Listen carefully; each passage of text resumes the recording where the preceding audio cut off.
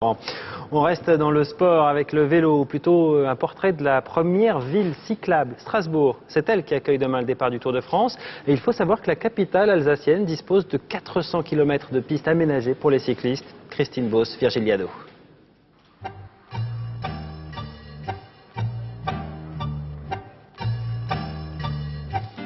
400 km de pistes cyclables, une signalétique et des aménagements à gogo, 6000 arceaux au prix d'assaut.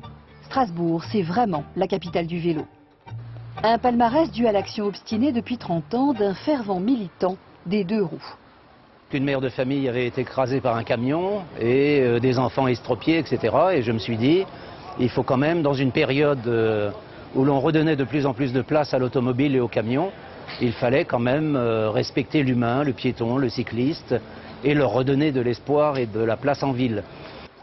Pari réussi, le nombre de cyclistes est en augmentation constante pour des raisons évidentes. Tout est plus rapide et c'est vrai que pour stationner en ville c'est compliqué. Donc en vélo on se met devant la boutique, devant l'endroit où on veut aller et il y a de plus en plus d'arceaux donc on peut accrocher les vélos, c'est très pratique. Pratique, économique et écologique. 30% des habitants du centre-ville effectuent l'essentiel de leurs déplacements à vélo. On doit se soucier un peu de l'écologie à Strasbourg. Il n'y a pas vraiment de nécessité d'avoir une voiture. Si on habite au centre-ville, tout est prêt et c'est très agréable de rouler à vélo.